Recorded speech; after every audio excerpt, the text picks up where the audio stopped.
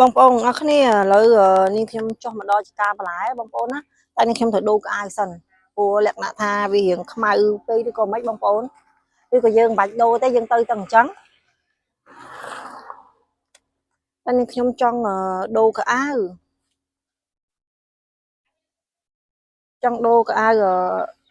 បងប្អូនដូចថតកុនអញ្ចឹងឥឡូវនាងខ្ញុំស្ងាត់ពីការថតកុននាងខ្ញុំមកថតជា YouTube ដាក់ចែកជូនពុកម៉ែបងប្អូនបានទស្សនាគ្រប់សកម្មភាពដែលនាងខ្ញុំចុះគេអាចនិយាយបានថាចេះគឺយើងចុះទៅតំបន់ណាឬថតតំបន់ហ្នឹងបងប្អូនណាចុះទៅតំបន់ណាគឺនាងខ្ញុំថតតំបន់ហ្នឹងឯងបងប្អូនអញ្ចឹងបើសិនជាមានអីដែលមិនខំរូបអីដែលមិនខំអីក៏បងប្អូនខ្ញុំប្រកាន់ណាហើយបងប្អូនឃើញហើយនេះគឺជាសកម្មភាពបងប្អូនណាជាសកម្មភាពគេហៅថាការស្បៃការស្បៃអីបងស្បៃខ្មៅទៅហ៎ការស្បៃខ្មៅបងប្អូនពូម្ចាស់ការក៏កំពុងតែបាច់មុនណាបងប្អូនអើយចការមនុស្សច្រើនណាផ្លែក៏ច្រើនហើយបងប្អូនយើងឡងឯបែរមកឃើញណា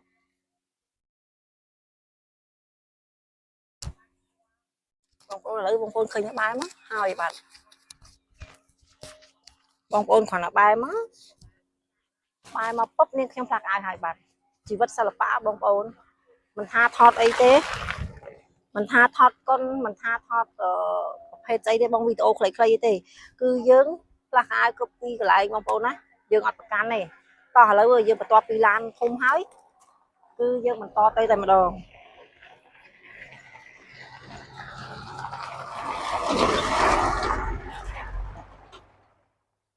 មានការ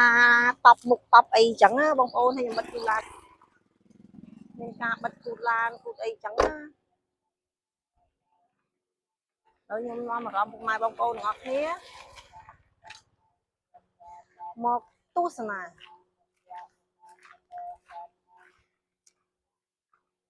ខ្ញុំស្ដាយអាវនេះខ្ញុំជ្រុះលេវបងប្អូនបងច្បាស់ហ៎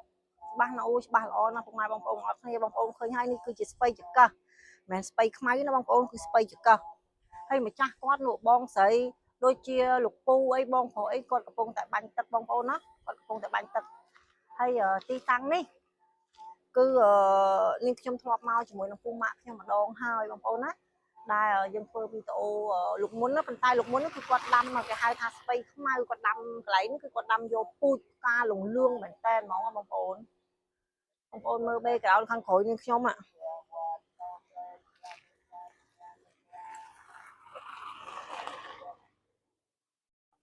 ខ្ញុំចង់អង្គុយហ្នឹងបងប្អូន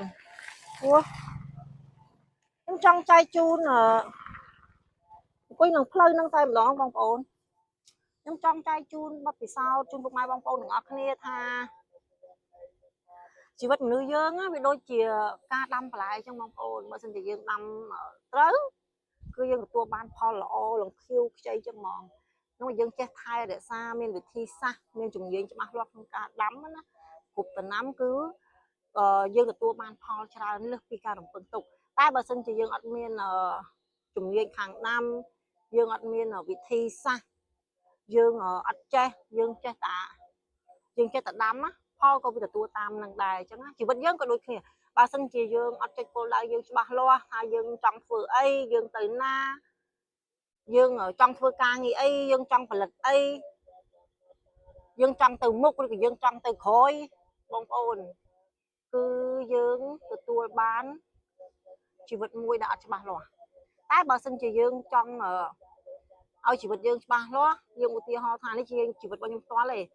ខ្ញុំឥឡូវខ្ញុំចង់មកនេះថ្ងៃហ្នឹងអញ្ចឹងខ្ញុំចង់មកស្រុកស្អាងឥឡូវគឺខ្ញុំត្រូវតែមកទោះមានឧបសគ្គអីក៏ដោយគឺខ្ញុំត្រូវតែមកយើងបដិញ្ញាខ្លួនឯងថាយើងត្រូវតែមកហើយធ្វើឲ្យបានទោះមានឧបសគ្គរារាំងយ៉ាងណាក៏ដោយក៏យើងនៅតែរកដំណោះស្រាយធ្វើមិនមកឲ្យដល់អញ្ចឹងបងប្អូនចឹងខ្ញុំចង់ប្រៀបធៀបថាការដាំបន្លែក្នុងជីវិតរបស់មនុស្សយើងបើយើងរៀបជីវិតយើងអត់ល្អទេវាប្រកាសជាទទួលបានផលអត់ល្អដូចគ្នាតែបើយើងចេះរៀបជីវិតរបស់យើងឲ្យល្អយើងចេះពេចគោលដៅរបស់យើងឲ្យច្បាស់មួយយើងកុំធ្វើឲ្យបខំបងប្អូនណាកុំបខំគ្រប់យ៉ាងទាំងអស់គឺសុទ្ធតែមានពេលវេលា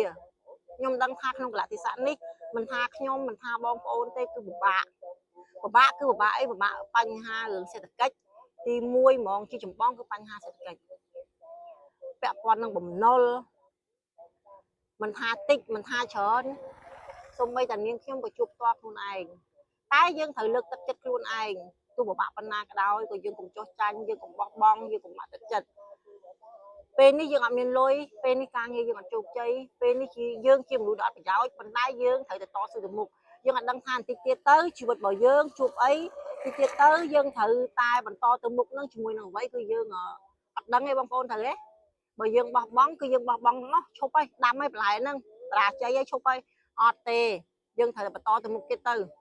ទោះជួបអីដោះហ្នឹងជួបអីដោះហ្នឹងបើមិនជាជួបដោះអាហ្នឹងអត់បានទេបញ្ហាហ្នឹងគឺយើងទុកវាម្លែងហើយយើងបន្តដំណើរទៅមុខឲ្យវាហួសហ្នឹងសិនប៉ុន្តែនៅតែបកខ້ອຍក្រោយមកគិតមកដោះស្រាយវាអញ្ចឹងបើថាយើងដើរហួសវាមិនហ៊ានទៅសិនទៅ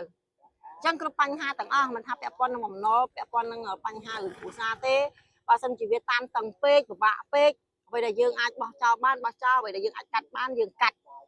យើងកុំគិតច្រើននាំតែខួរក្បាលយើងវាតឹងពេកវា stress ពេកធ្វើឲ្យយើងមានជំងឺដូចជាលើសឈាមសម្ពាធឈាមឡើងខ្ពស់ដាច់សរសៃឈាមក៏មានដែរបងប្អូនណា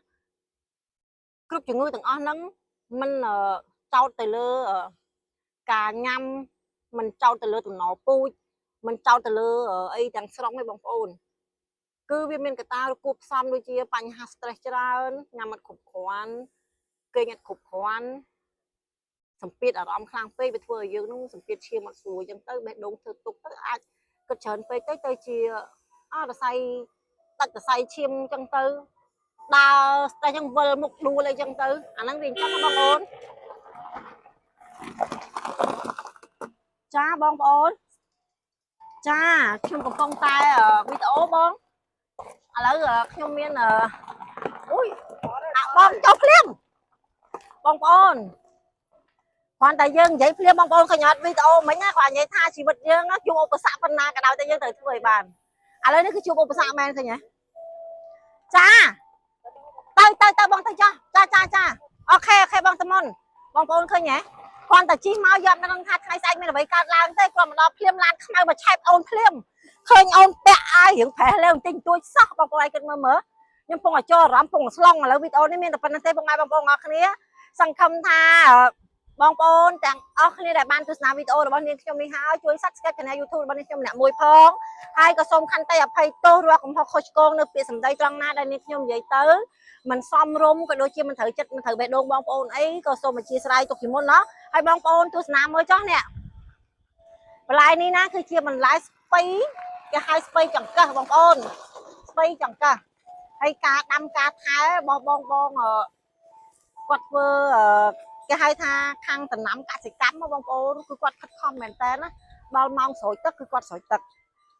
ដល់ម៉ោងត្រូវថែរបៀបមិនគឺគាត់ថែរបៀបហ្នឹងបងប្អូនណាអញ្ចឹងជីវិតយើងក៏ដូចគ្នាពេលសុបាយក៏យើងសុបាយខ្លះកើតទុកក៏កើតទុកមួយផ្លែទៅចេះស្អំជីវិតខ្លួនឯងចេះថែរក្សាសុខភាពខ្លួនឯងដើម្បីយើងបន្តទៅមុខទៀតជីវិតយើងអត់ចាប់ត្រឹមលុយទេត្រូវទេបងប្អូនជីវិតយើងត្រូវតែបន្តទៅមុខមិនមែនតែលុយមួយមុខធ្វើឲ្យជីវិតយើងចាប់គ្រប់យ៉ាងអត់ទេមានលុយគឺមានក្តីសុខត្រូវអត់បងប្អូនប៉ុន្តែក៏យើងអាចយកលុយមកបំផ្លាញក្តីសុខយើងបានដែរហើយជីវិតបែបអត់លុយក៏មានក្តីសុខបានជាពាក់អ្នកណាទុកសិនទៅបើគេគម្រាមយើងខ្លាំងណាស់ចង់ផុសវា Facebook ចង់គេបចោចង់មកដល់ផ្ទះចង់មកស្អីបើគេអាចធ្វើបានក៏គេធ្វើចោះព្រោះយើងអាចហាមចិត្តគេបានទេតែយើងត្រូវកាន់គោលចំហថាយើងជាពាក់គេយើងសងគេតាមលទ្ធភាពដែលយើងអាចសងបានហើយបងប្អូនដឹងស្រាប់ហើយបើយើងជាពាក់គេយើងកិច្ចវេះយើងនឹងត្រូវបដាសាគេហើយណាតែបើសិនជាយើងអត់កិច្ចវេះយើងទទួលខុសត្រូវទោះយូរឲ្យឆាប់យើងនឹងសងគេបានចាឡានហើយជាក្រុមការងារយើងដែរទេទៅប្រយបងប្អូនណាវាជាសញ្ញាថាហើយឥឡូវនេះឃើញបរោះមកក្រុមបងប្អូនដឹងខាងណាទេចិនណោះកកមែនអីបងកដូចនេះម៉េចកដូចមិនសមកអញ្ចឹង